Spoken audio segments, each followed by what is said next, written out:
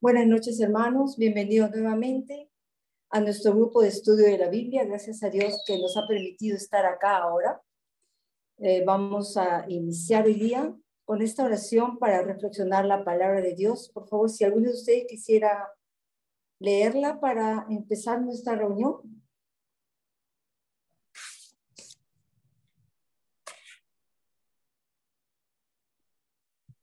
¿Yo puedo leerlo? Claro, por favor. Bendito seas, Señor, porque quisiste que tu palabra viva y eterna se conservara por escrito en los libros sagrados del pueblo de Israel y de la iglesia primitiva. Nosotros los veneramos con espíritu filial, reconociendo en ellos tu voz que sale a nuestro encuentro a fin de revelarnos tus misterios más íntimos. Gracias a tu palabra permanentemente actual y de inagotable riqueza, te conocemos a ti, el único Dios verdadero. Que el Espíritu nos enseñe a interpretar correctamente tu palabra y que haga brotar de nuestro corazón el deseo de meditarla, abriendo nuestra alma para alabarte, darte gracias, implorarte y pedirte perdón. Amén. Amén. En nombre del Padre, del Hijo, del Espíritu Santo. Gracias, Pati. Entonces, comencemos nuestra sesión del día de hoy, en que vamos a retomar el Evangelio según Mateo, donde nos quedamos, que es al inicio del capítulo 3. Y miren cómo comienza. Conviértanse porque el reino de los cielos está cerca. Si alguien de ustedes pudiera leer, por favor.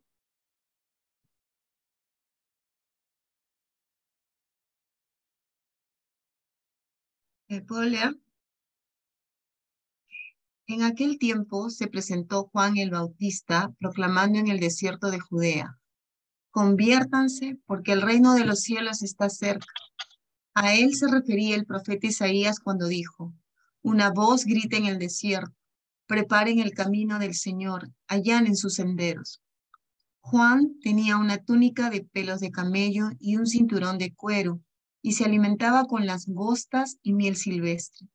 La gente de Jerusalén, de toda la Judea y de toda la región del Jordán iba a su encuentro, y se hacía bautizar por él en las aguas del Jordán, confesando sus pecados. Al ver que muchos fariseos y saduceos se acercaban a recibir su bautismo, Juan les dijo: raza de víboras, ¿quién les enseñó a escapar de la ira de Dios que se acerca? Produzcan el fruto de una sincera conversión y no se contenten con decir: tenemos por padre a Abraham. Porque yo les digo que de estas piedras Dios puede hacer surgir hijos de Abraham. El hacha ya está puesta a la raíz de los árboles. El árbol que no produce buen fruto será cortado y arrojado al fuego. Yo los bautizo con agua para que se conviertan, pero aquel que viene detrás de mí es más poderoso que yo, y yo ni siquiera soy digno de quitarle las sandalias.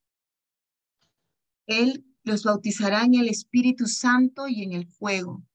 Tiene en su mano la horquilla y limpiará su era. Recogerá su trigo en el granero y quemará la paja en un fuego inextinguible. Perfecto. Gracias, Katia. Miren, ¿algún comentario? Porque estamos leyendo Mateo y recién hemos terminado el estudio del Evangelio según Marcos. Entonces hay cosas que se parecen, ¿no? Y acá de arranque vemos que el capítulo 1 y 2 de Mateo son diferentes, pero ya en el capítulo 3 de Mateo encontramos parecidos con el primer capítulo de Marcos. ¿Qué les parece? A ver, hermanos, a ver si tienen buen ojo. ¿Se acuerdan de Marcos, el capítulo 1?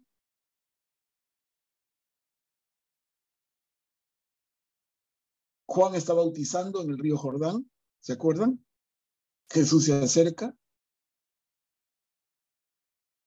Juan lo bautiza.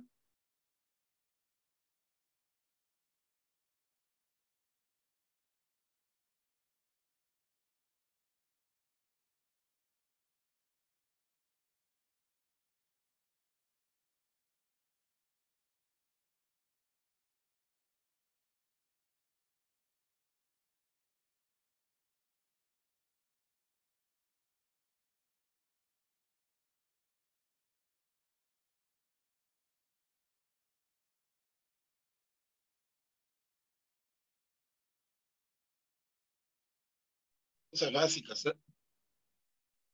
Les digo, no es una cosa complicada. Es lo primero que Marcos pone en boca de Jesús. ¿Nadie se acuerda? Ni un poquito siquiera.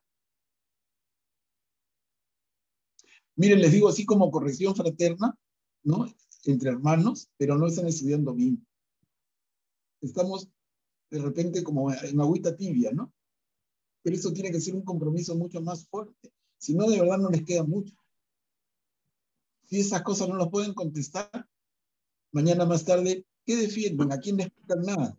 Hermano Manuel, discúlpame, pero yo no te escuché la pregunta. Discúlpame, me fui a traer mi Biblia. Ah, salvada, salvada. No, yo les digo, ¿cuáles son las primeras palabras que pone Marcos en boca de Jesús?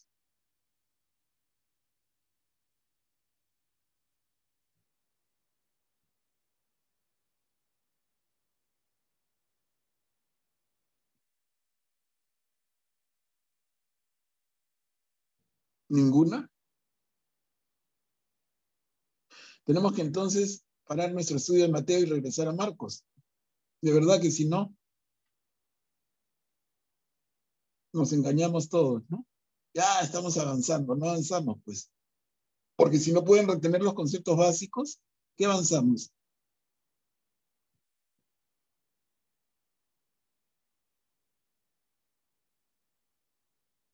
Ni con Biblia, a ver, buscando en su Biblia.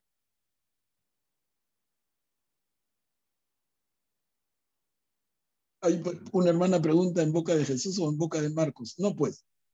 ¿Qué cosa pone Marcos en boca de Jesús? Porque Marcos está escribiendo el Evangelio.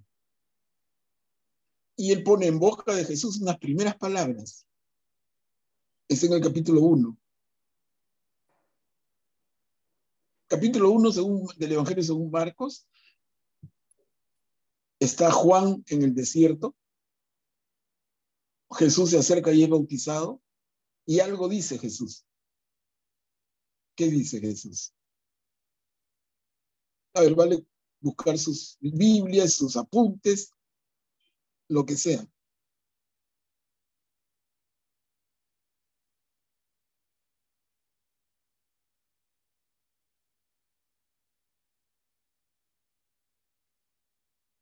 Escucha y dice, síganme. No. Síganme y los haré pescadores de hombres. No, eso no es lo primero que dice. Eso lo dice después.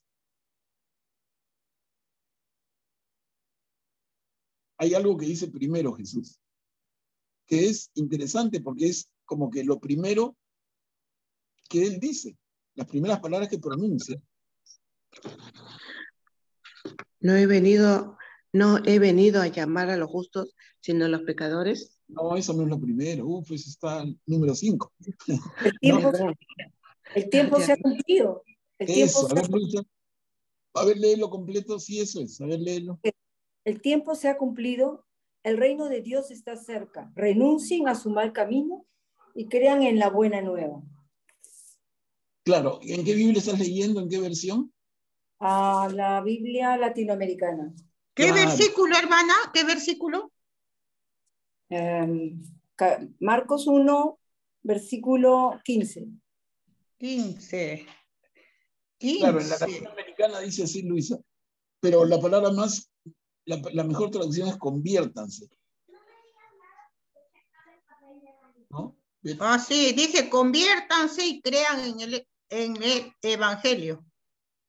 Ya, y el Evangelio es la buena noticia. La buena noticia. Miren, ¿ven? Esas son las palabras de Jesús que en el Evangelio según Marcos aparecen primero.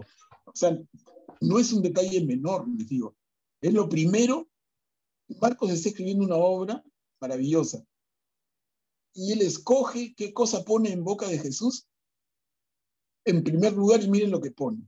No es casualidad, no es un tema menor. Ahora, bueno, yo de verdad yo pensé que me iban a tener más en la punta de la lengua, ¿no? Pero en fin, es un poco como una prueba de que nosotros podemos pasar por la Biblia, pero la Biblia puede no quedar mucho en nosotros. Así podríamos pasarnos 3 años, revisamos todo, y al final les queda como una sopa de letras en la cabeza, ¿no? Hay que fijar algunos conceptos, y se los digo de verdad con todo cariño, pero hay que hacer el esfuerzo, el tema no es de regalo. No, el Espíritu Santo baja con sus alitas y te hace brillante. No, tú tienes que esforzarte, tienes que chambear. Si no, ¿cuál es la chamba nuestra? Conectarte una vez a la semana no es suficiente. Hay que estudiar, hay que hacer un esfuerzo y grabar algunas cosas por lo menos, ¿no? Y acá hay una. ¿Y para qué sirve? Miren, en relación con lo que estamos leyendo ahora. Lo que Luisa leyó es Marcos capítulo 1. Y ahora hemos leído Mateo capítulo 3. Y dice, en aquel tiempo se presentó Juan el Bautista proclamando en el desierto de Judea: conviértanse porque el reino de los cielos está cerca. Entonces ya la pregunta nuevamente, ¿nos llama la atención algo de esa frase o diríamos, ya la escuché en Marcos? A ver si están moscas.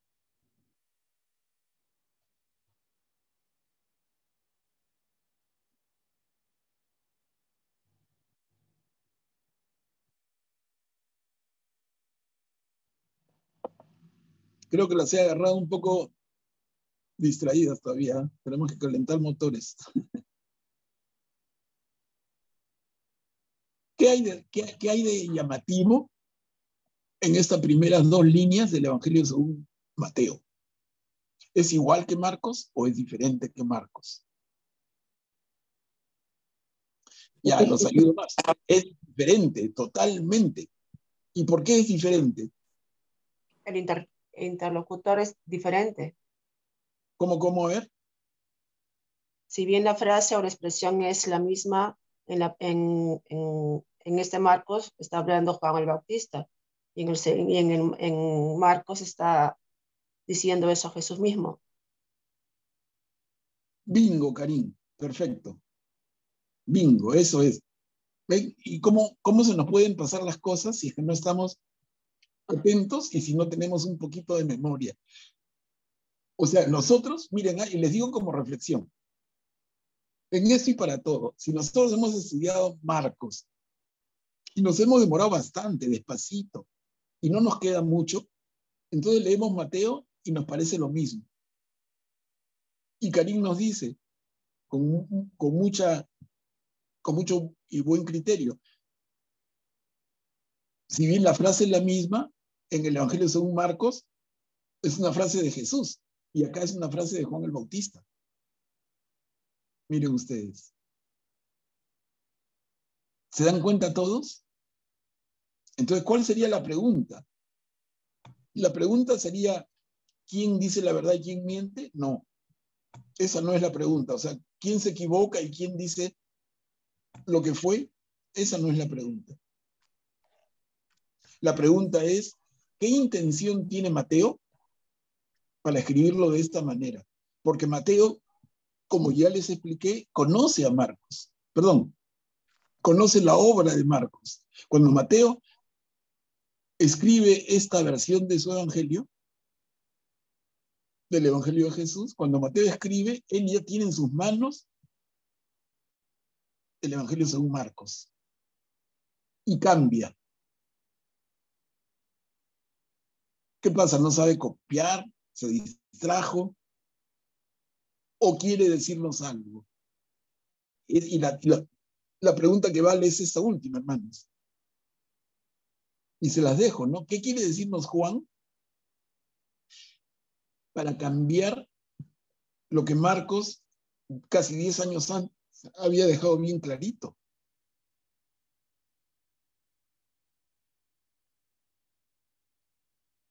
Y luego sigue y dice, a él, ¿no? A él se refería el profeta Isaías, y cuando dice a él, ¿a quién? A Juan el Bautista, ¿no? A Juan el Bautista se refería el profeta Isaías cuando dijo, una voz grita en el desierto, preparen el camino del Señor, allanen sus senderos.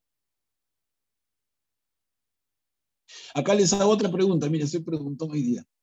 Y disculpe, pero para que se pongan a prueba. Esto que dice Isaías, ¿dónde está? ¿Dónde está en el libro de Isaías? Porque lo leímos en Marcos. En el Evangelio según Marcos se lee esto también. Igualito. Marcos escribe y dice, con el profeta Isaías, una voz grita en el desierto, preparen el camino del Señor, allanen sus senderos. Manuel, Entonces, está en Isaías 40, versículo 3. exacto, excelente. Miren, entonces, no es que tengan que conocer toda la Biblia de memoria, no, pues. Pero hay cositas como estas que sí hay que hacer el esfuerzo. Un poquito de esfuerzo, les digo, como aprender la dirección de tu casa, no sé, como aprender tu teléfono, ¿no? Hay cositas, no muchas, pero tenemos que tener, y poco a poco, que nuestra memoria la vamos ejercitando y le vamos metiendo un poquito más y más, pero hay cositas. Entonces, esta frase del profeta Isaías que toma Marcos y que toma Mateo ahora, una voz grita en el desierto, preparen el camino del Señor, allanen sus senderos, es Isaías capítulo 40, versículo 3. Y el versículo 40 de Isaías, ya como referencia, cuando veamos Antiguo Testamento, lo podemos ver con todo el detalle, pero ese es el segundo de Isaías, porque el libro de Isaías realmente son 3 libros. Hay un primer Isaías, un segundo Isaías que es otro, y un tercer Isaías. Cada uno vive en un tiempo distinto y juntos hacen el gran libro de Isaías. Entonces, Isaías capítulo 40 es el segundo Isaías. Y hay una cosa que no sé si recuerdan, pero es interesante. Cuando vimos Marcos también les comenté. Acá Marcos y Mateo ponen, y entre comillas, una frase de Isaías, pero es tal cual. Es así la frase que encontramos en el libro del profeta Isaías. Y otra vez la respuesta es no.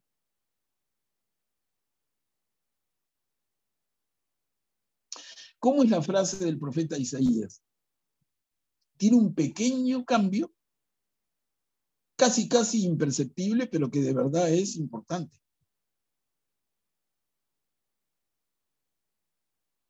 Si chequean en sus Biblias, la frase de Isaías es, una voz grita, 2 puntos, en el desierto preparen el camino del Señor.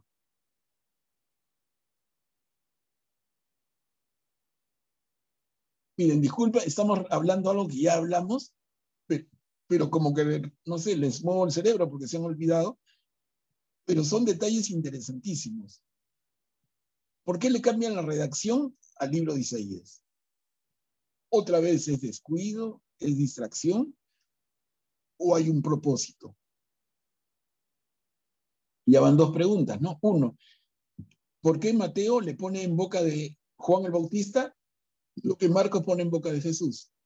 Primera pregunta. Segunda, y miren, estamos en las primeras líneas, ¿no? Segunda, ¿por qué cambia la redacción de lo que escribe Isaías?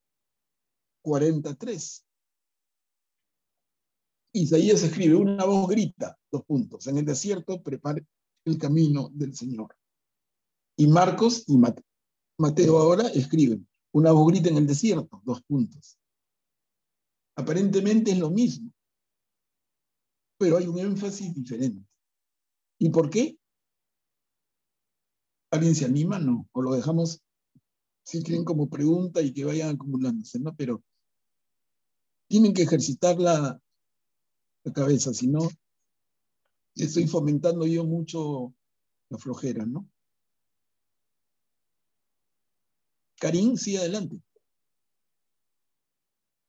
Bueno, tal vez Mateo sí fue un discípulo de Jesús a diferencia de Marcos, y tal vez la intención de Mateo era como que subrayar, destacar que Jesús era el cumplimiento de la promesa, ¿no?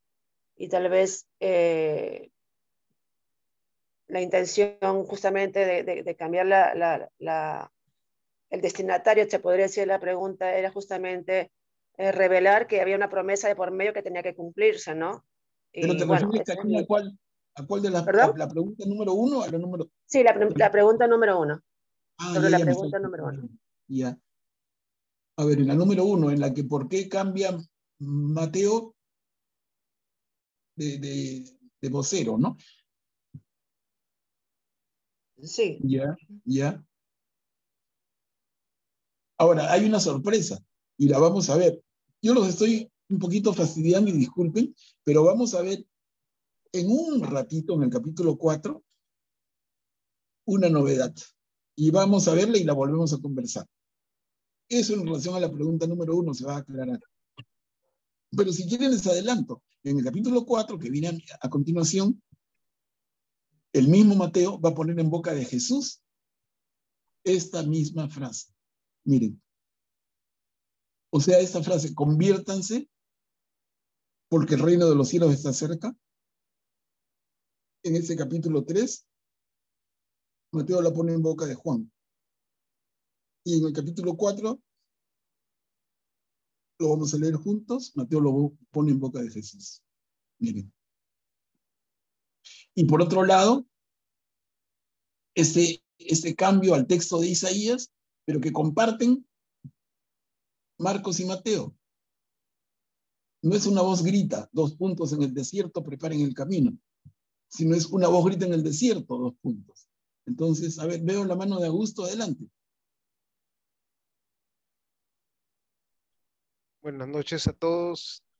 Solo para, bueno, sobre el punto este de lo que escribe Marcos, si bien menciona la parte de en el desierto, prepararle un camino al Señor, allanate una calzada, ¿no? Que ese es el original de Isaías 43, pero Marcos añade además una combinación de Malaquías 3:1 y Éxodo 33:2. Pero esa no es la Entonces, pregunta. Bueno, en fin, pero sí, sigue, pero no es la claro, pregunta. entonces yo envío un mensajero delante de ti, el cual preparará tu camino. Entonces, es una combinación que hace Marcos, ¿no? Para darle, digamos, un trasfondo más cercano a Juan el Bautista. No, claro, Augusto, pero yo no quiero complicarlos con Malaquías ni nada, ¿no? O sea, mi intención en este curso es que todos los hermanos entiendan bien lo que estamos transmitiendo, pero ya si nos vamos a otras cosas, el enredo va a ser más grande. En la próxima les pregunto, ya no van a saber ni su nombre, ya. ¿Para qué complicarnos? O sea, acá lo que les pregunto es, ¿por qué la redacción cambia? Y es clarísimo, porque tanto Marcos como Mateo ahora quieren resaltar la figura de Juan el Bautista. Entonces, ya no es una voz grita, en el desierto preparen el camino. No, la voz grita en el desierto. ¿Y quién es la voz? ¿Quién es la voz que grita en el desierto? Juan el Bautista. Entonces, el cambio de los 2 puntos no es una casualidad ni una distracción. Va a propósito. Porque la voz que grita en el desierto, en el concepto del Nuevo Testamento, en el concepto del Evangelio, la voz que grita en el desierto es la voz de Juan el Bautista.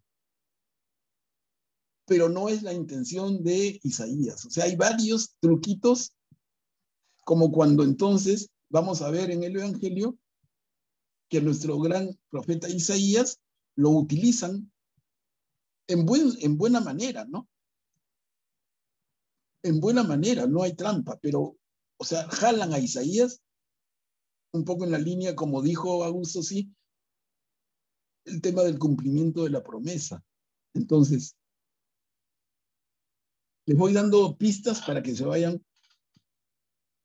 para que vayan estando atentos, pero yo les pido, si no repasan, es igual que nada, de verdad. Yo les voy a estar haciendo preguntas en el aire. No les estoy haciendo preguntas contra cosas rebuscadas, sino contra cosas que ya estudiamos, que es Marcos. Pero si ese que hemos estudiado no nos acordamos, imagínense el resto, ¿no? Y cuando terminemos va a ser una sopa de letras. O sea, al final es lo que tenemos ahora. Hay cuatro testimonios del Evangelio que nosotros conocemos como la historia de Jesús y lo tenemos todo mezclado. Y si te digo yo, ¿qué diferencia hay entre el Evangelio de Juan, el de Lucas, el de Marcos o el de Mateo? Y no te queda muy claro, y eso va a poder, para algunos por lo menos, seguir siendo un tema de confusión después del curso. Y eso da pena, ¿no? Porque la idea es que tengan claridad.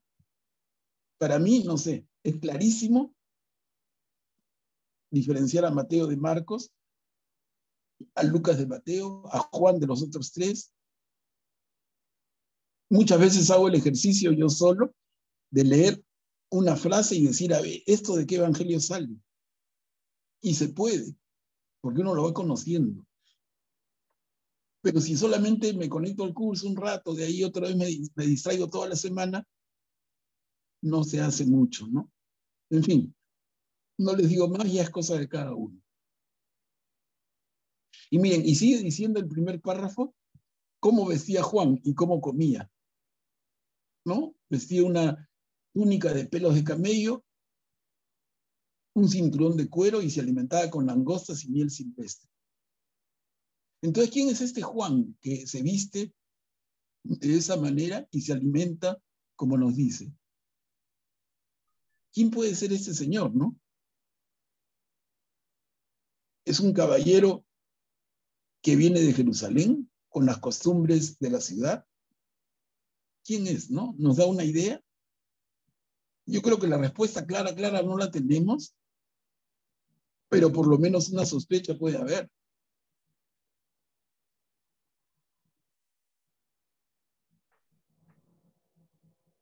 Hola, buenas noches.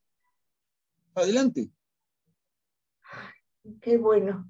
Es la primera vez que participo de este curso. Para mí es un privilegio, un honor. Muchísimas gracias. Estaba escuchando con atención.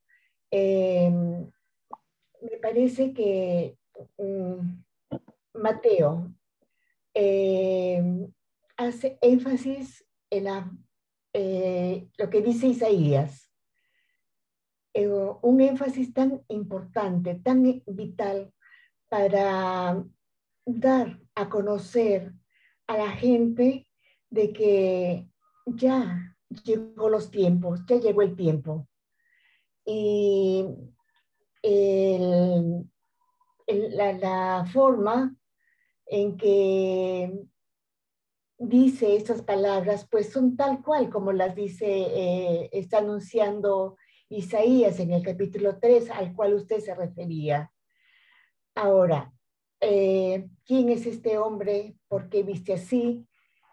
¿Cómo se alimenta? Y toda la situación de vida, de experiencia, de alguien que prepara el camino del Señor, como bien sabemos, pues encaja perfectamente a esas predicciones, si ese es el término, disculpen, que hace Isaías y al que se refería usted. Y espero me corrija, en mi primera vez, bueno, la tercera en este curso. Muchísimas gracias.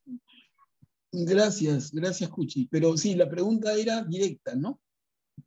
¿Qué idea nos da que Juan se viste así y se alimenta como dice? ¿De dónde viene este Juan? ¿Quién es este Juan? ¿Juan es un sacerdote de Jerusalén? ¿Juan es un fariseo? ¿Es un saduceo?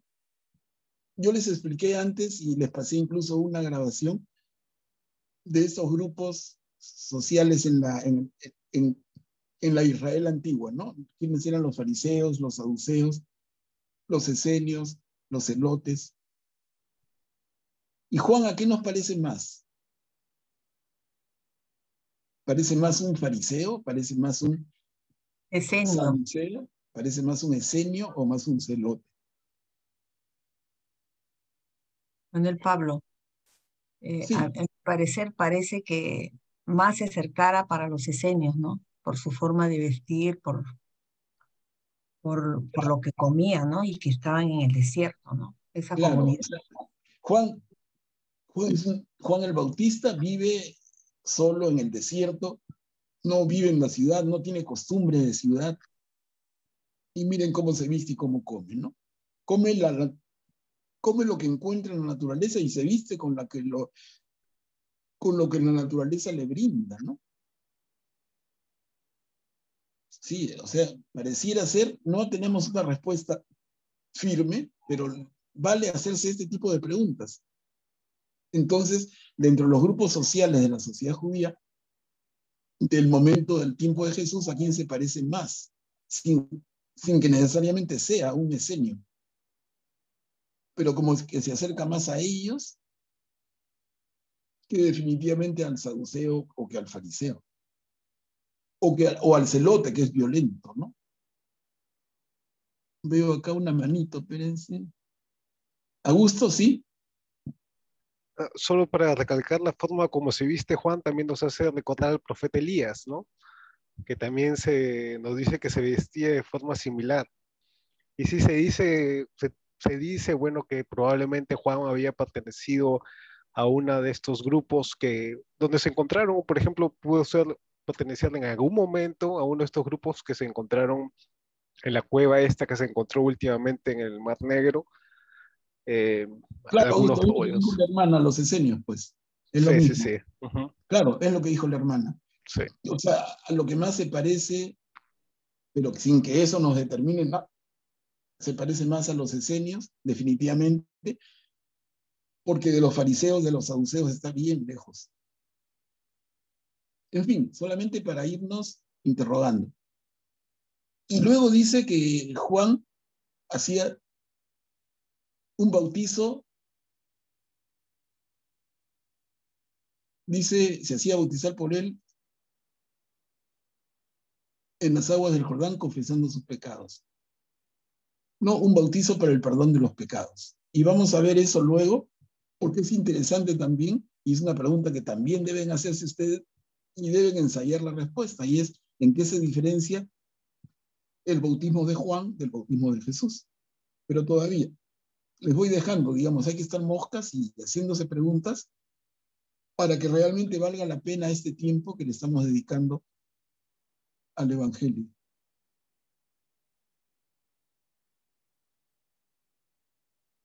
Luego hemos visto al final,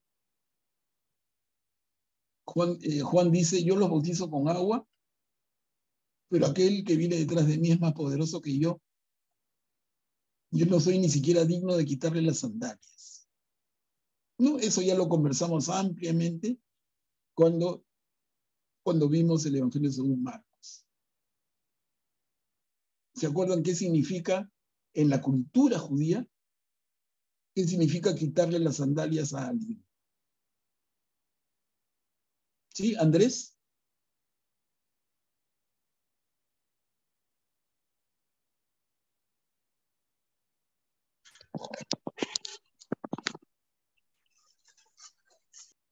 Andrés, activa tu micro para que se te pueda escuchar.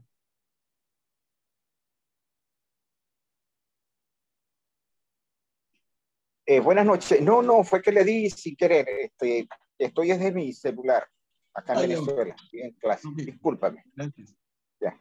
No, entonces, les decía yo, y ya lo vimos cuando vimos Marcos con bastante detalle, pero les hago recordar, por ahí varios se han olvidado, ¿no?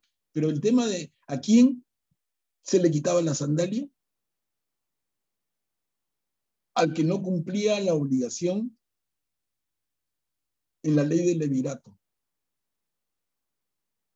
La ley del levirato en la cultura judía y en la religión judía es una práctica muy importante, ¿no? Levir es el cuñado, la ley del levirato tiene que ver entonces con la obligación del cuñado cuando muere su hermano y la viuda queda sin hijo varón. Entonces el hermano está en la obligación de darle a la mujer que ha enviudado de su hermano, darle un hijo varón. Esa es la ley del levirato. ¿Tiene algo que ver? Yo creo que bastante. Ya lo discutimos la vez pasada. Pero ahí les hago recordar para que lo sigan pensando. ¿Qué tiene que ver Juan el Bautista con quitarle la sandalia a Jesús? ¿Con quitarle la obligación de cuñado? ¿Por qué? Porque la mujer, entre comillas el pueblo, no tiene un hijo varón y Jesús viene a darle ese hijo para que la alianza entre Dios y el pueblo se consume, se consolide. Se puede explorar por ahí y hay bastante tela para cortar. Bueno, y acá nos dice él, ¿no? Juan el Bautista dice él, por el que viene detrás, bautizará en el Espíritu Santo y en el fuego. ¿No? Habíamos visto en Marcos cómo Juan va a decir, y hay que ir juntando los textos para entenderlo mucho más, ¿no? Decía, yo los bautizo con agua, pero él los bautizará con Espíritu Santo y fuego. Acá lo vuelve a decir. Y es un tema súper importante. Y acá empezamos a notar la diferencia entre el bautismo de Juan y el bautismo de Jesús. Porque no es el mismo. Porque para nosotros cristianos, Jesús instituye el sacramento del bautismo. Pero si Juan yo lo había instituido antes, entonces ¿qué gracia tiene? Y ahí les dejo la pregunta, ¿no? Y trabájenla y cuando quieran la plantean, pero no es el mismo bautismo. A ver, continuamos, por favor. Conviene que cumplamos todo lo dispuesto en el plan de Dios.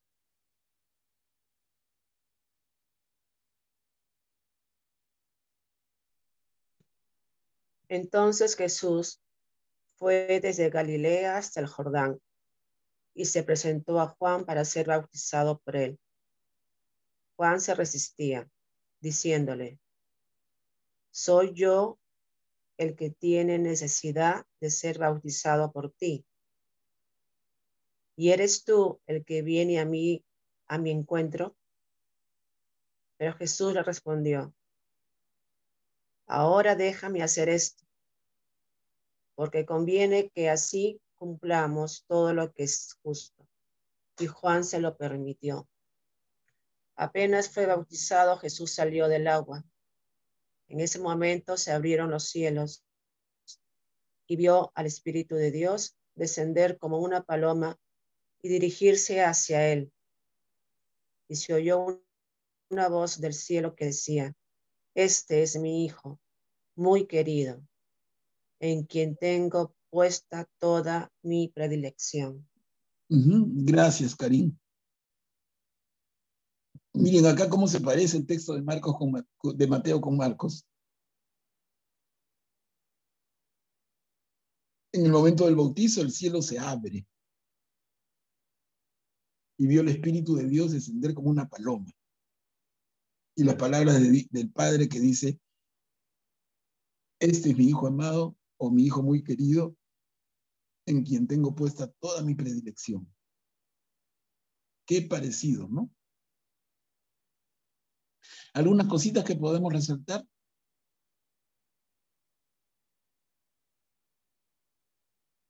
Primero, cuando Juan le dice, tú vienes para que yo te bautice,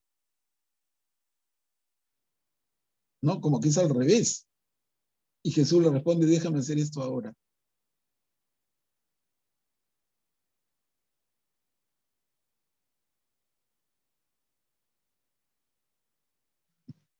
Y en el segundo párrafo, el cielo se abre. Y vimos eso cuando estudiamos el Evangelio según Marcos, recuerdo. ¿Qué significa que el cielo se abre? Y cómo esa figura se puede ver de manera distinta cuando leímos en el momento de la muerte de Jesús en la cruz, cuando la cortina del templo se parte en dos. ¿Se acuerdan que les hice ver? La cortina se parte, el cielo se abre. ¿Y qué significa eso? ¿Quién nos hace recordar, por favor? ¿Alguna hermana, algún hermano? ¿Qué significa que se abre el cielo o que se rasgue la cortina del templo? Manuel, es la unión de Dios con el hombre. ¿Cómo, perdón? Es la unión de Dios con el hombre, porque en el templo la cortina separaba precisamente la zona sagrada de la zona donde se colocaba el pueblo. Excelente. Gracias, Guillermo. Mira, bien, ¿no? Así tenemos que tenerlo todos. Son cosas que hemos visto y que tenemos que tener en la punta de la lengua porque otra vez es súper importante. O sea, esa cortina del templo, ¿de qué nos separaba? Separaba al ser humano del Santísimo. Entre el ser humano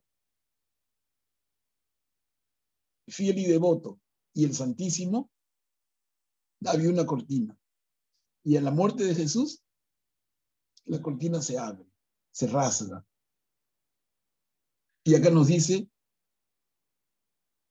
lo que ocurre en el momento del bautizo de Jesús, el cielo se abre. Es el mismo efecto. Que se abre porque estaba cerrado. Miren cómo podemos profundizar en la palabra. Dice, en ese momento se abrieron los cielos. Entonces, ¿qué hay que entender? Que hasta antes de ese momento el cielo estaba cerrado. ¿Cerrado de qué manera? Cerrado para el hombre. ¿Por qué? Por el pecado original, como consecuencia del pecado original. Y esto que sucede en el bautismo de Jesús se va a refrendar, como dijo Guillermo, en la entrega de Jesús en la cruz. Se abre el cielo, se rasga la cortina. Nada separa al hombre de Dios. Bueno, y entonces se oye la voz del cielo. ¿Y quién es la voz del cielo? La voz del Padre, que dice, este es mi Hijo muy querido, en quien tengo puesta toda mi predilección.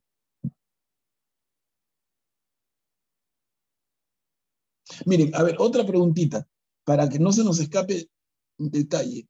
En el subtítulo en rojo, hemos puesto, conviene que cumplamos todo lo dispuesto en el plan de Dios.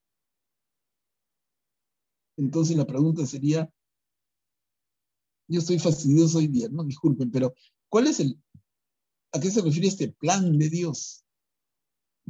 ¿Cuál es el plan de Dios? Y es que aquí no hay palabras que estén de más. Aquí no hay palabras que estén sobrando.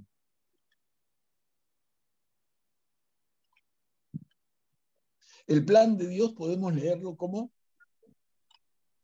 el proyecto de Dios. Y el proyecto de Dios, ¿con qué tiene que ver? Sino con la salvación. La salvación. Exacto, hermano. Entonces el plan de Dios es su proyecto de salvación para todos los hombres. Es la oferta que nos hace. Es el sentido de la encarnación de Dios. Es el sentido de Jesús, de su misión, de su entrega, de su pasión y finalmente de su resurrección. Miren. Entonces, todo lo que tenemos nosotros como fe cristiana, todo tiene que ver y todo sirve para entender cada pedacito. Miren. ¿Alguien quiere comentar sobre esto?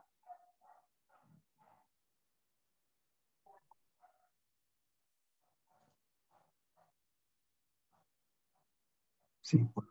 Acá en el chat alguien pregunta, dice, no puede ingresar al anterior. Todo queda grabado. Y en el WhatsApp del grupo, yo les voy pasando y voy poniéndoles el enlace de cada sesión. Y si les falta alguna, nos avisan y les pasamos, no hay ningún problema.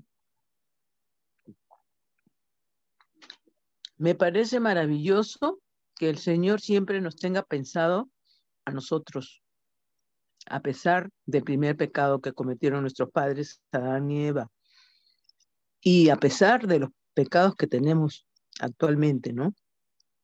Pero sin embargo nos mandó a su Hijo. Claro. Es el amor de Dios, es el amor de Dios que es de siempre y que es un amor misericordioso, ¿no? Está allí y Él nos lo da sin esperar nada a cambio. No es como el amor más, en el sentido más humano. Yo te quiero si tú me quieres, te trato bien si tú me tratas bien. El amor de Dios es misericordioso en ese sentido justamente. Él da su amor y si tú le tiras una patada, igual te da su amor. Y si tú le das la espalda, igual te da su amor. Y está ahí esperándote. Y te dice, hijo mío, hija mía, acá estoy. No te preocupes. En el momento que tú quieras, voltea y te recibo con un abrazo.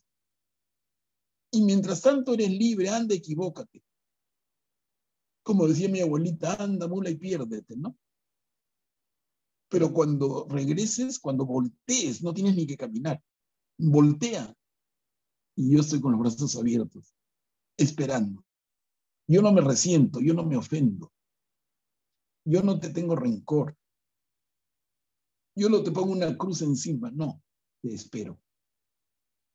Y donde se simboliza más lindo, por lo menos en mi modesto punto de vista, en el Nuevo Testamento es en la parábola del hijo pródigo, ¿no? Mal llamada del hijo pródigo, ya la vamos a ver con todo el detalle.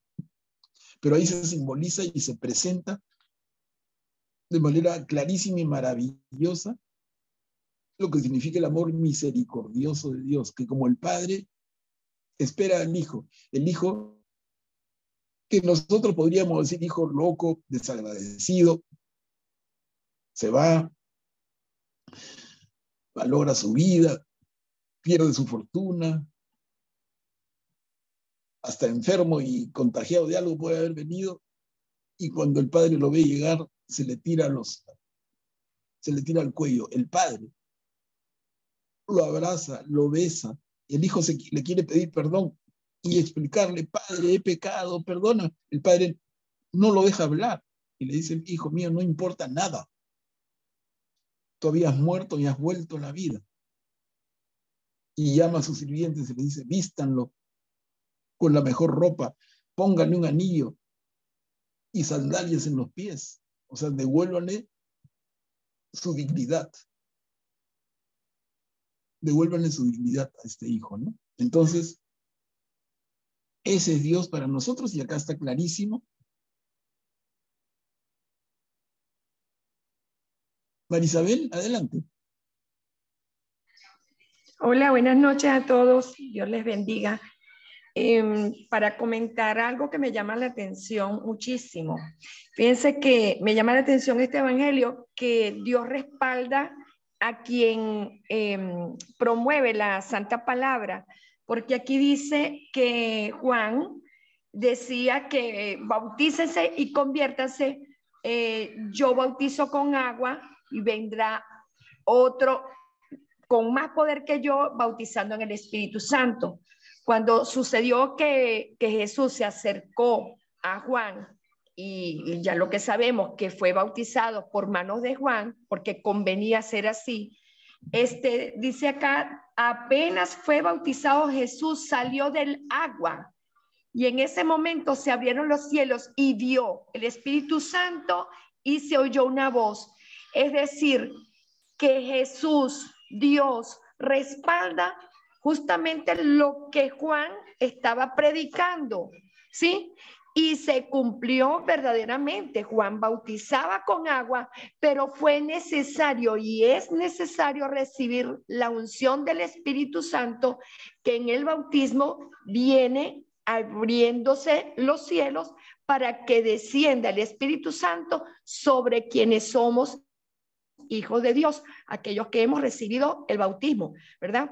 Entonces me llama poderosísimamente la atención esto de ver y oír. Lástima que aquí en el Evangelio pues no hace referencia a quién vio y quién oyó. No sé si es solo Juan o eran todos los presentes, pero para mí de verdad ese dato es importante. Ver y oír la voz de Dios cuando uno de verdad le abre el corazón predicando con la verdad. Eso es lo que quería resaltar en lo que Dios me habló en este Evangelio hoy. Gracias, María Isabel. Lindo tu comentario. Muy lindo. Muchas gracias. A ver, avanzamos otro poquito. Si tú eres el Hijo de Dios. Acá entramos al capítulo 4.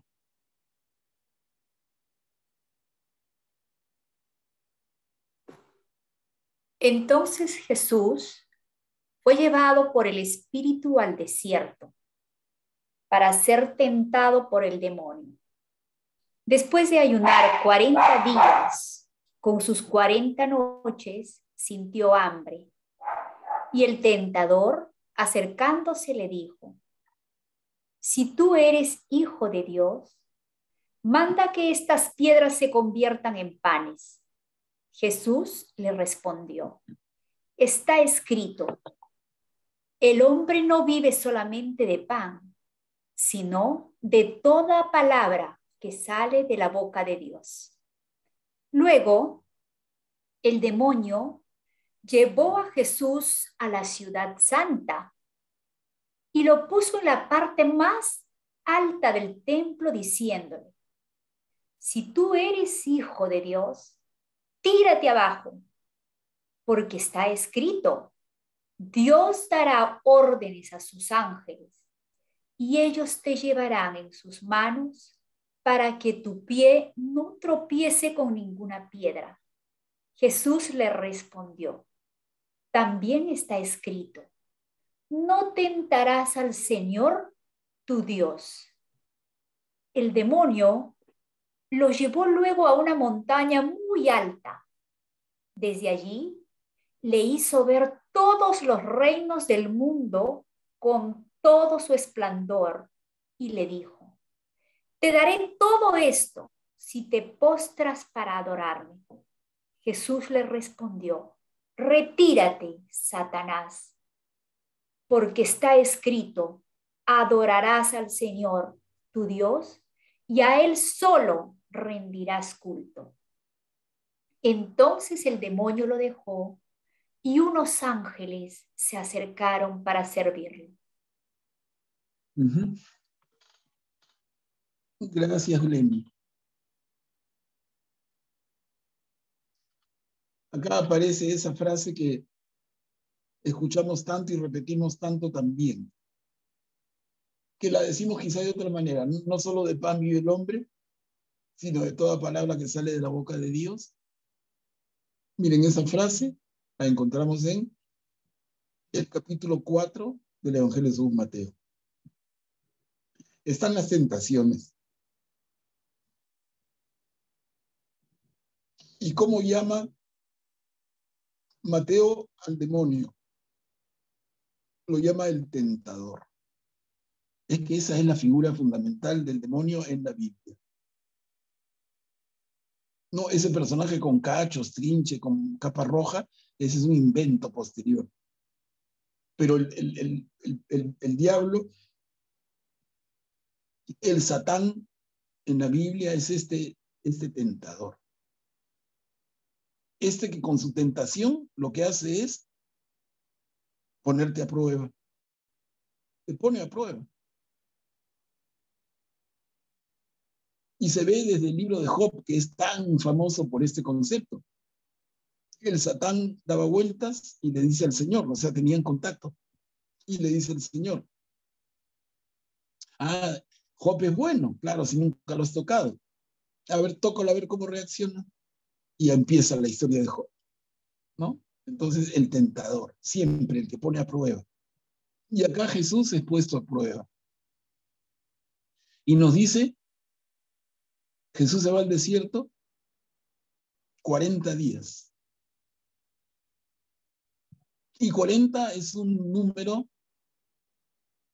bien representativo, ¿no? Porque 40 años estuvo el pueblo que libera a Moisés en el desierto. Esos hebreos que se transforman en el cruce del desierto en este periodo de 40 años se transforma en pueblo de Israel. Son 40 años, acá son 40 días, el número 40, ¿no? Y en estos 40 días Jesús es tentado. Yo les decía en la sesión inicial cómo Mateo va a hacer una serie de intentos por mostrar que Jesús es superior a Moisés. Y acá hay un ejemplo. Porque en los 40 años en que los hebreos que se transforman en Israel, el pueblo de Israel, cruzan el desierto, reciben una serie de tentaciones y ceden a ellas, ¿no? Y hay que leer el libro del Éxodo con un poquito de calma, es largo, y encontramos una y otra vez las tentaciones del pueblo en el desierto, y cómo en muchos casos sucumben. Pero ¿qué pasa con Jesús ahora, hermanos? Jesús en estos 40 días siente hambre, se presenta el tentador, lo tienta 1, 2, 3 veces. Y Jesús no cae. Miren, entonces el pueblo guiado por Moisés cae, Jesús no cae. Esa es la intención que está detrás de este relato, ¿no? Ya estamos con el Mateo que compara a Jesús con Moisés, y lo va a hacer siempre.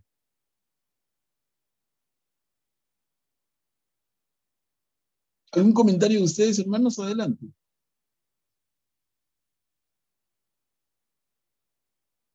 Augusto, sí.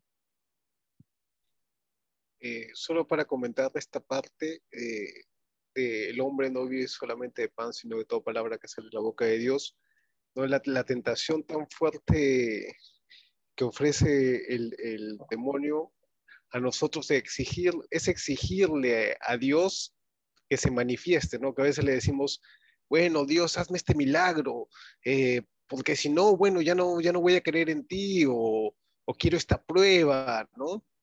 Y eso prácticamente es una exigencia a que Dios sea nuestro siervo y haga los milagros en el momento que uno los necesita y los quiere, ¿no? Y no según su voluntad. Y también y también vemos cómo se centra Satanás en el pan, ¿no? No solo en lo físico, solo en la parte física, ¿no? Ese error que a veces cometemos como iglesia, ¿no? Que a veces nos centramos mucho, a veces nos dicen, bueno, ustedes los católicos, céntrense en darle comer a los hambrientos y ya después ya hablarán ya ya les hablarán de Dios. Pero primero que sacien el hambre a la gente. Y no, primero es importante, ¿no? La caridad, pero más importante aún es el evangelizar, la salvación del alma, ¿no? Bien, gracias, Augusto. ¿Y Luisa también ha levantado su mano? Sí, Manuel, mira, no me había dado cuenta realmente hasta ahora de que el demonio cita las palabras de la Biblia. O sea, le dice, porque está escrito, Dios dará órdenes a sus ángeles y ellos te llevarán en sus manos para que tu pie no tropiece con ninguna piedra. Y no sé, me da un poco de, no sé, como que un temor que cualquiera puede usar la palabra de Dios, o sea, y con intenciones malignas, digamos, en este caso, ¿no? Hay personas que vienen y hablan de la palabra de Dios y no lo están haciendo con una intención recta, con una intención buena. Y a veces confunden a las personas. Entonces, no me había percatado, como te digo hasta ahora, que, o sea, yo sé que el diablo cree en Dios, obviamente, porque es cierto, pero que habla también, cita las palabras que están en la Biblia, las palabras de Dios. Me ha parecido muy escalofriante, digamos. Sí, claro, recuerda que el demonio es un ángel caído, ¿no? Entonces él conoce la palabra.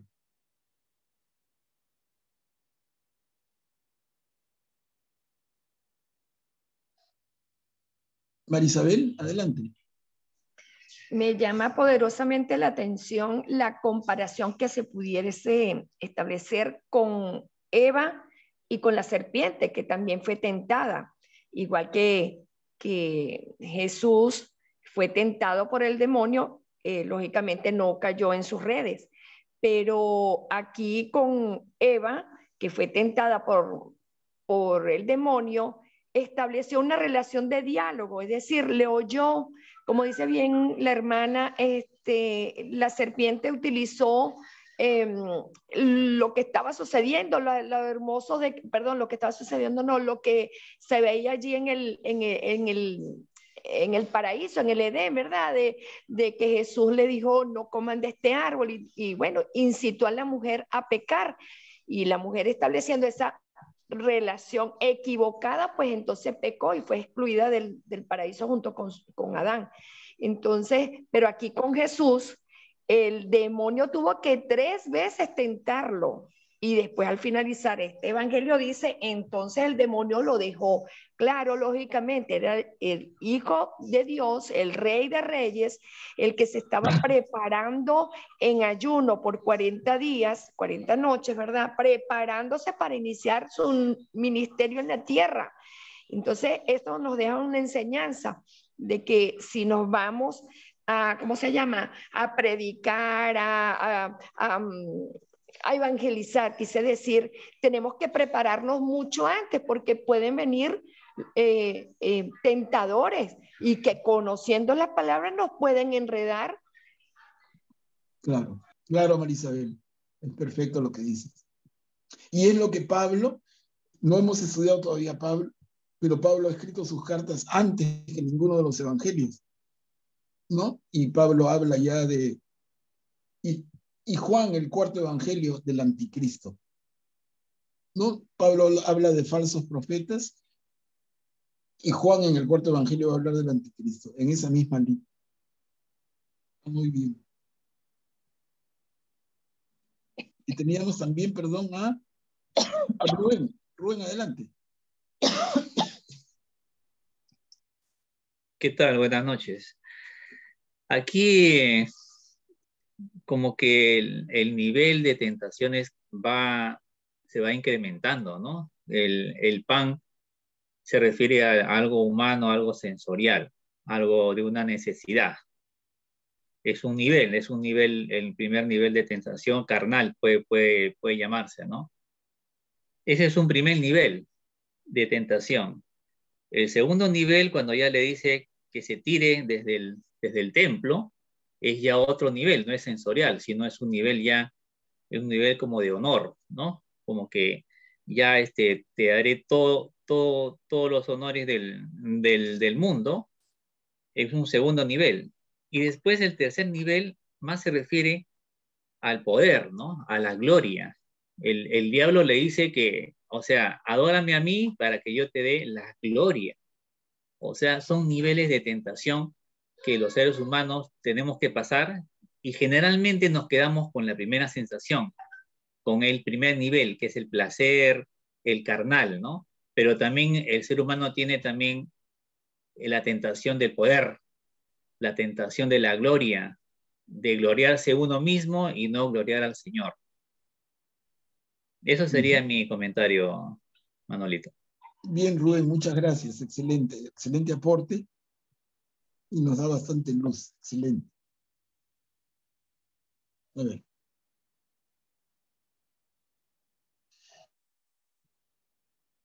Seguimos. El pueblo que habitaba en tinieblas vio una gran luz. Perdón, ¿me he saltado? No, está bien. ¿Alguien que pueda leerlo?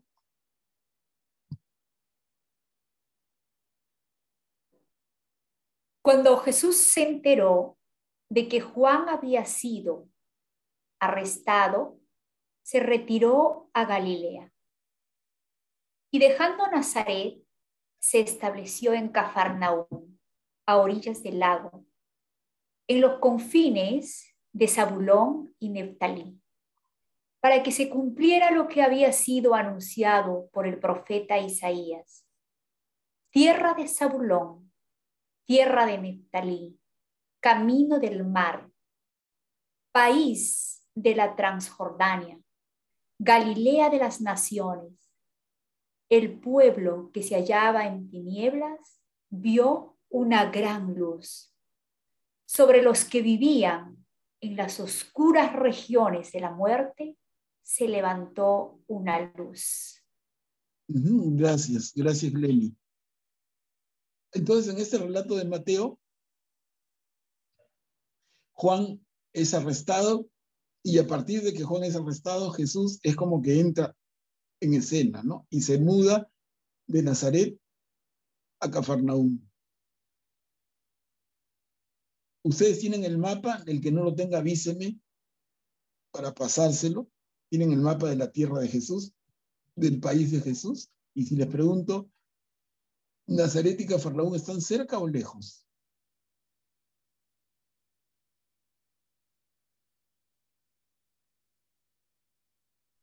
Están lejos. Están cerca, están en Galilea. Cafarnaúm está al borde del lago de Galilea y Nazaret está más o menos cerca. Pero están más o menos cerca, sí. Así es, Rubén. Gracias. Están bastante cerca. Caminando se hace relativamente rápido.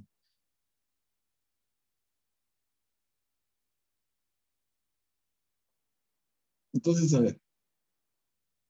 Miren, vamos al Evangelio según Mateo, capítulo 4, versículo 17, y ocurre lo que les adelanté. Lo habíamos visto al inicio del capítulo 3. A partir de ese momento, Jesús comenzó a proclamar: conviértanse porque el reino de los cielos está cerca. Entonces, estas palabras que Marcos pone en boca de Jesús en el capítulo 1 de su testimonio del Evangelio, Mateo la pone en el capítulo 3 en boca de Juan el Bautista y recién en el capítulo 4 en boca de Jesús. Está claro, ¿no? Yo me detengo y se los hago ver por una razón simple, hermanos, y es que como leemos y leemos, se nos empieza a hacer una mezcolanza y entonces nos parece normal. Sí, claro, eso lo había leído antes y no nos paramos a reparar. Pero ya les digo yo, es tercera vez que lo leemos. Lo hemos leído una vez en Marcos y segunda vez en Mateo.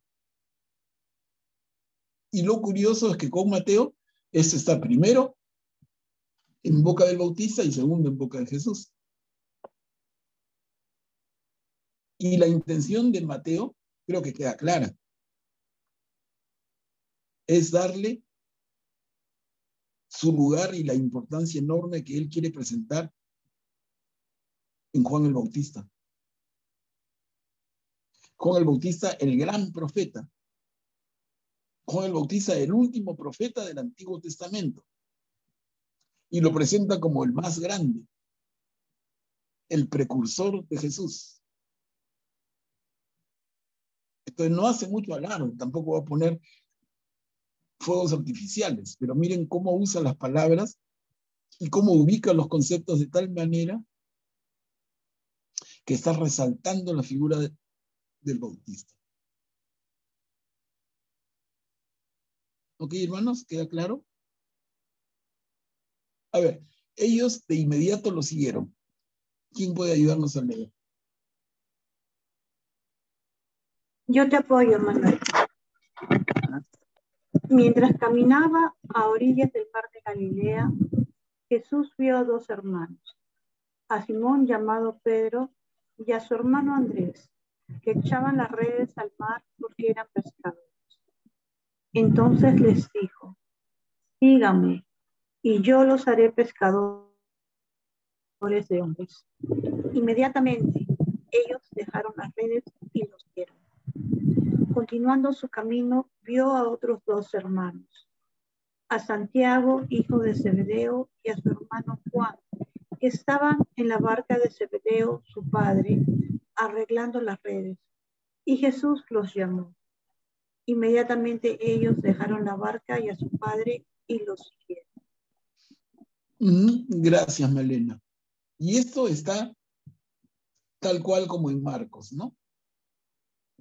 Los primeros 2 discípulos, Simón, llamado Pedro, y su hermano Andrés, y luego Santiago y su hermano Juan, hijos de Zebedeo. Son los 4 discípulos de la primera cosecha de Jesús. Juan, el hermano menor de Santiago, es quien va a ser el evangelista Juan. Es el que va a ser este joven por quien Jesús va a tener tanta preferencia. Es este apóstol a quien Jesús le confía a su madre cuando está en la cruz, ¿no? Pedro, sabemos perfectamente quién es Pedro. Miren, los primeros 4 apóstoles. Y interesantísimo notar un detalle, ¿no? Miren, cuando Jesús le dice, síganme, y yo los haré pescadores de hombres, se resalta acá la palabra inmediatamente. Miren, un detalle, ¿no? Pero y tampoco se nos puede pasar. Jesús los llama y ellos responden inmediatamente. ¿Cuál podría ser la respuesta diferente? Claro, alguien podría decirme, una respuesta diferente es decirle al Señor, no, no te sigo. Obvio, ¿no? Pero otra respuesta distinta, Manuel, que más se podría parecer a las nuestras. Que podría ser esa que le dijo al joven, sígueme, y dijo, espérate, que primero voy a enterrar a mi padre, o si no, voy a hacer algo antes de, o sea, no lo hago ahorita. Claro. ¿No? Voltear, claro. Tengo que hacer algo primero y ya espérame un ratito y ya después se sigo. Como lo haríamos nosotros, quizás yo, en ese caso. Claro, Luisa. Es perfecto el comentario, ¿no? Entonces tenemos la respuesta de estos apóstoles, inmediatamente siguen a Jesús, a su llamado, inmediatamente lo siguen. La otra, en el otro extremo tenemos el que no, simplemente rechaza. Pero en el camino tenemos aún la gran mayoría en la cual podemos estar muchos de nosotros, que es que, Señor, ¿me llamas? Sí, mira, espérame un poquito, tengo que hacer algunas cosas y después te sigo, ¿no? Entonces condicionamos el seguimiento. Es perfecto el comentario, Luisa. Y creo que todos nos ubicamos en el alcance. Manuel, esto vendría a ser entonces la conversión genuina. O sea, cuando uno se convierte, deja todo. O sea, ya has tenido esa conversión drástica, digamos, para poder seguir o hacer lo que me pide, que es, ¿no? De pensamiento, de corazón, todo. Claro. Darlo, ¿no? Digo, no sé, hasta la vocación de los sacerdotes se ve ahí, ¿no? Dejarlo todo para ir. Y de las consagradas, claro, ¿no? Sí, sí, sí. Y el término inmediatamente nos da un sentido de radicalidad, ¿no? Es una respuesta radical en el momento. Señor, tú me llamas, yo no dudo. Tú me llamas y yo acudo a tu llamado. Guillermo, adelante. Manuel, ¿puedo hacer una consulta? Un ratito, sí, para ir en orden. Guillermo, y luego... Manuel, yo solamente quería enfatizar la conversión que predicaba Juan el Bautista y después Jesús también, que es lo primero que dice en el Evangelio de Marcos. Es un término que viene del griego metanoia, que significa Conversión. cambio. Entonces, convertirse, al pedir que se conviertan, quiere decir que hagan un giro de 180 grados en su vida y desanden el camino por el que iban y emprendan el nuevo camino hacia el seguimiento de Dios y su palabra. Uh-huh. Excelente, Guillermo. Muchas gracias por el aporte. Y es preciso el concepto, porque entonces, ¿qué significa conversión? Cuando Jesús nos dice conviértanse. Podemos leerlo perfectamente en castellano actual como conviértete, cambia tu forma de ser, cambia tu forma de pensar. Así de sencillo y así de difícil, hermanos. La conversión implica cambio, cambio interior. Cambia tu manera de ser. Eres un rabietudo, eres un colérico, eres un o una, ¿no? Colérico, rabietudo, temperamental. Cambia. Cambia tu manera de ser. Eres obstinado, terco, cerrado. Cambia tu manera de pensar. Ábrete, ¿no? Malena, si querías intervenir también. Sí, Manuel, yo tengo una inquietud más que nada. Nosotros debemos tomar la palabra inmediatamente tal cual entendemos hoy por hoy. Hace unos momentos nos has dado a entender que así pareciera ser, ¿no? Pero, por ejemplo, en el caso de Simón o de Pedro, él era un hombre casado. Entonces, estando en la barca, dejó todo, absolutamente, se olvidó de su esposa, se olvidó, de pronto ha tenido hijos también, no se sabe, pero se olvidó de su esposa, se olvidó de sus padres que estaban vivos y lo siguió a Jesús. O sea, eso sí no deja, cuando yo me pongo a pensar en esta posibilidad, me llama la atención, ¿no? Porque es cierto, nosotros debemos seguir a Jesús, tratar de imitarlo, o sea, de seguir sus enseñanzas, pero tampoco se nos pide pues abandonar el todo por el todo si nosotros tenemos una familia, porque es nuestro estado que el Señor nos ha dado, ¿no? Y a la cual, por ejemplo, en el caso de la familia, a la cual debemos atender y también educar en las leyes de Dios. No sé si me dejo entender. Sí, está clarísimo. Creo, Malena, que todos estamos de acuerdo contigo. O sea, esto no hay que tomarlo literalmente. Esto no hay que tomarlo al pie de la letra. Yeah. Porque entonces tú recibes el llamado del Señor, dejas a tu marido, a tus hijos, y te mandas mudar. ¿Quién podría aplaudirte? ¿No? Y tu responsabilidad como madre y como mujer. Entonces, eso hay que leerlo de otra manera, ¿no? Hay que entender esto de otra manera. ¿Dónde está el radicalismo y lo inmediato de tu conversión? Tu conversión significa abandona lo que estás haciendo, abandona las criaturas que has traído al mundo, y eso sería amar, y eso sería ser cristiano, de ninguna manera, ¿no?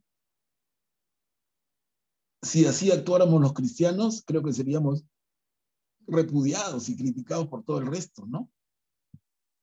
Eso no sería amor.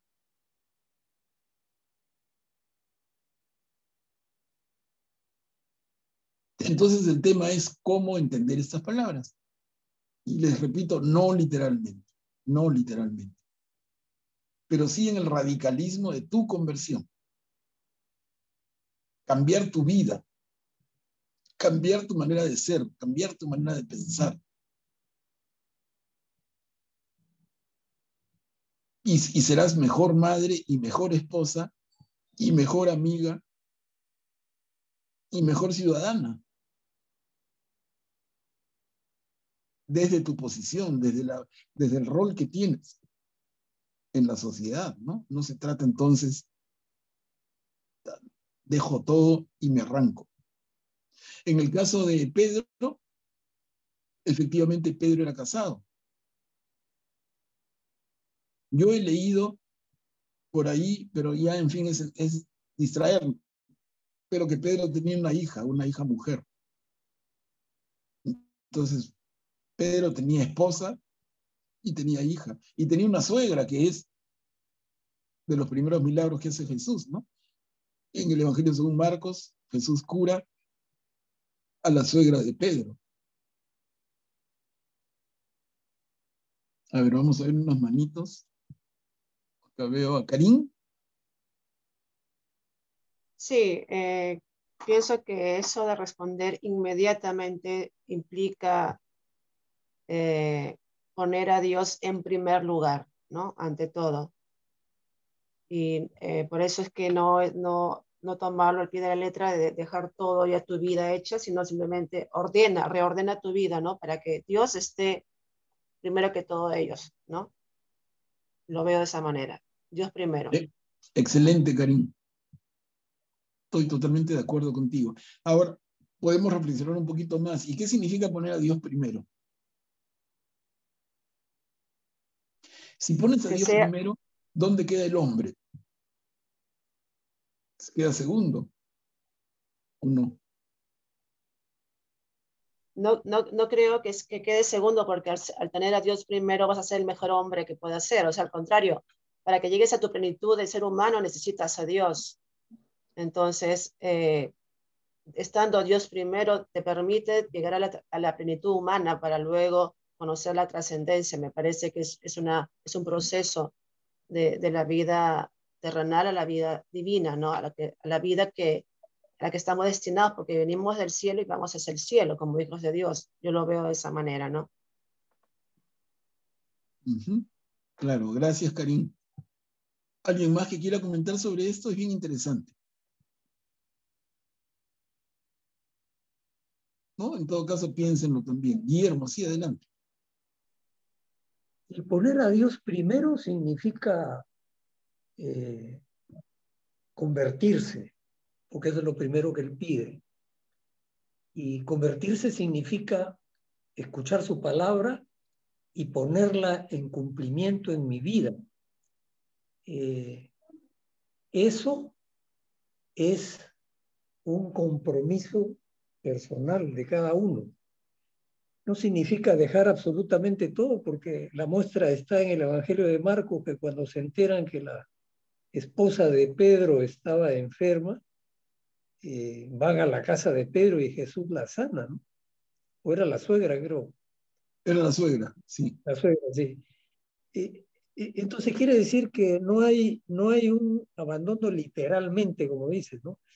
Pero el término inmediatamente quiere decir que la fuerza de la llamada de Dios mismo, Jesús es el Hijo de Dios, y Él, con la fuerza que tiene, el poder que tiene de convencimiento, de persuasión. Hay un término que escuché hace tiempo que se le titulaba a Jesús el seductorible, porque con su palabra seducía a la gente, o sea, convencía y hacía que la sigan. Entonces, en eso consiste poner a Dios primero, creo. Bien, gracias, Guillermo. ¿Y Rubén? Sí, poner a Dios primero. También puede ser poner a Dios en el centro, ¿no? En el centro de nuestra vida, que es lo mismo. En la Catedral de Notre Dame hay un vitral importante en el ala norte, donde en el centro está Jesús, y alrededor de él giran los apóstoles, giran otras personas y otros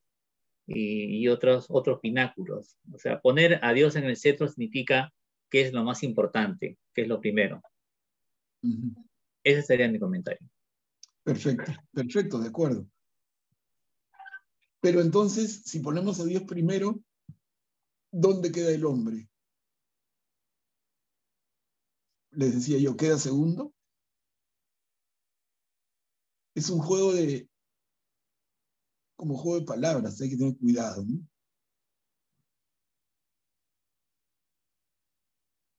Porque es que Jesús nos enseña que llegar a Dios, llegar a Él mismo, es a través del hombre, del otro.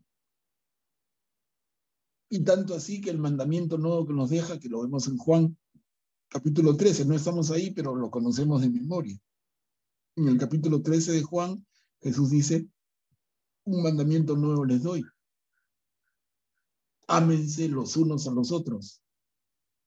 Como yo los he amado, ámense los unos a los otros. Entonces, ¿el mandamiento es ama a Dios o es ama al otro? ¿O es que amando al otro amas a Dios? Entonces está bien poner a Dios en el centro. Está bien decir poner a Jesús en el centro. Pero cuidado que al poner a Jesús en el centro está poniendo al hombre en el centro. Al hombre en general, ¿no? Es simplemente cuestión de jugar con nuestro cerebro y no ser muy radical con las palabras, porque si no, ahí nos atrapa. Pero estamos de acuerdo, creo, todos. Y vamos un poquito más, hermanos, para terminar este capítulo. Lo seguía mucha gente.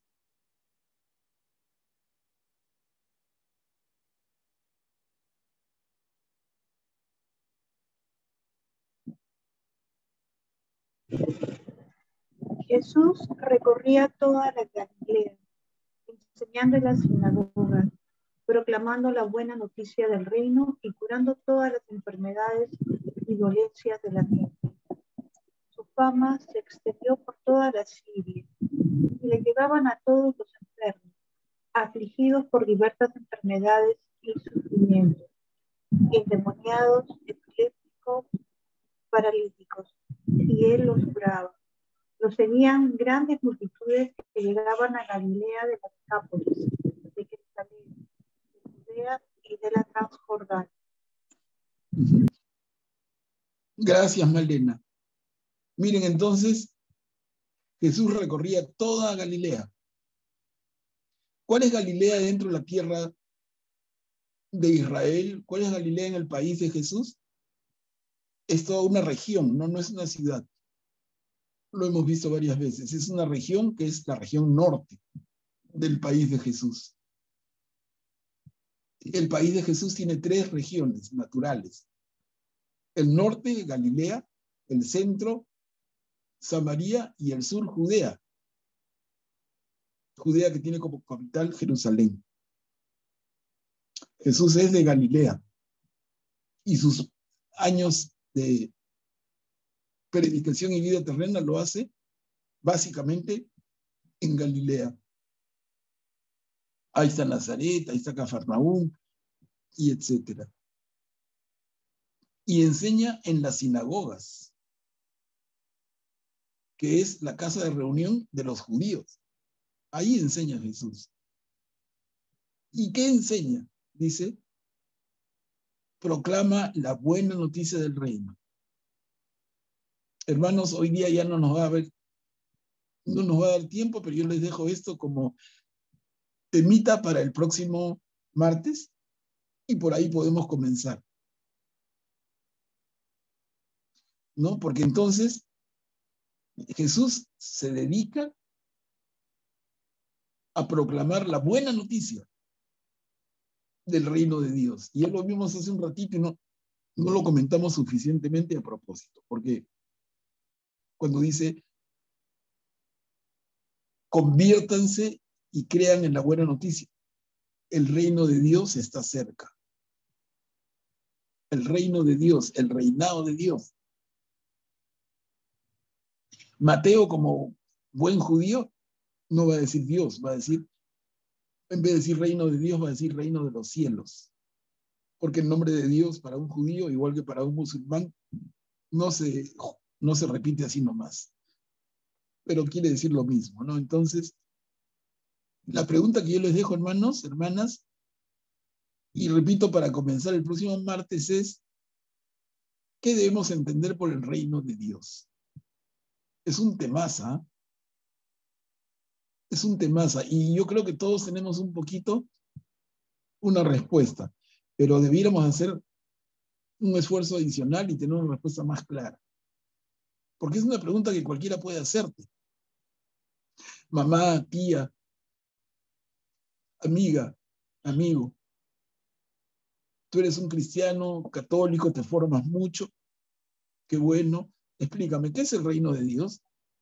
Uy, hermanito, qué difícil. ¿No tienes otra pregunta más fácil? Miren, y esta es una pregunta central, otra vez. Así como las cosas básicas, les digo, no tenemos que tener todo en la cabeza, no. Pero algunas cosas sí. Entonces, tarea para el próximo martes, para los que quieran, ¿no? Eso ya es voluntario.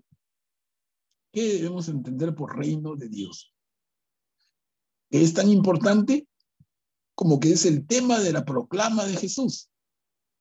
Jesús camina por uno y otro pueblito del norte de Galilea, proclamando la buena noticia. Y la buena noticia no es él. La buena noticia es que el reino de Dios está cerca. Es que el reino de Dios ha llegado.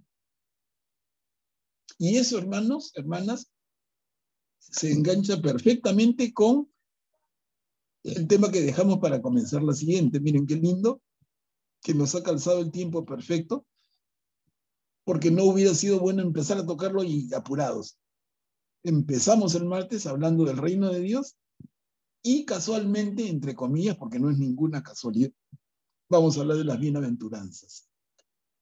Capítulo 5 del Evangelio según Mateo. Miren, si la Biblia es bella, y lo más bello de la Biblia es el Nuevo Testamento, y dentro del Nuevo Testamento hay tantas linduras, pero yo creo que la lindura mayor es las bienaventuranzas. Esto es bellísimo, bellísimo. Pueden irlo leyendo, pensando, reflexionando. Vamos a hablar de esto, pero partiendo del reino de Dios, tienen una relación directa. Les adelanto un pequeño concepto. Y es que si entendemos el reino de Dios como un reinado, y tú dices, ¿dónde consigo la visa para entrar? Yo quiero vivir en ese reinado. ¿Dónde consigo la visa? Las bienaventuranzas son la clave. Miren, por eso que están al lado uno del otro, ¿no? Y nosotros nos quedamos ahí para dejar una linda emoción para el próximo martes. ¿Ok, hermanos? Entonces, lo marco ahí. Y como siempre, el tiempo nos ha ganado. ¿Algún comentario final?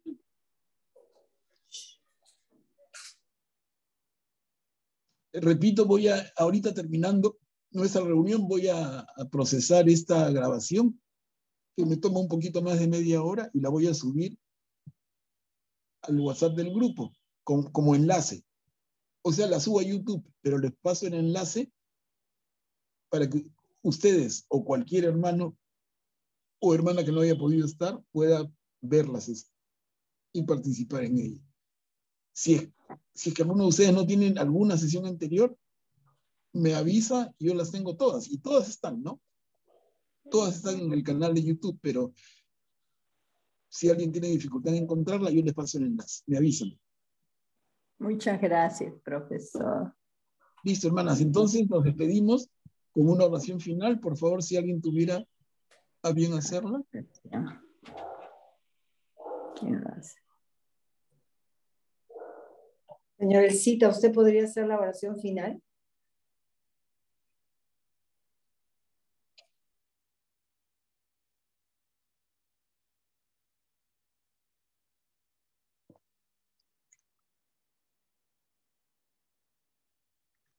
Active su micro, señorita. No la escuchamos. Chavas. Muchas gracias. Gracias a todos. Gracias a nuestro lindo profesor que tenemos, que Dios nos ha brindado. Esta es una oportunidad muy grande para aprender bien lo que verdaderamente necesitamos, conocer más, aprender más, ¿no? Y gracias a todos ustedes, a todas mis compañeritas, que siempre nos reunimos y tenemos ese ánimo de seguir aprendiendo más. Dios siempre nos brinda, nos da oportunidades para que su palabra siempre siga adelante y nosotros la podemos poner en práctica, ¿no? Con nuestra familia, nuestras amistades y seguir adelante. Dios bendiga a todos ustedes en sus hogares, por esta maravillosa reunión que tenemos cada martes.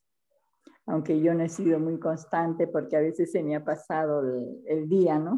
Ya como tengo un poquito que se me olvida, entonces tengo que estar anotando. Y así es. Gracias, amiguita. Es lo que puedo decir.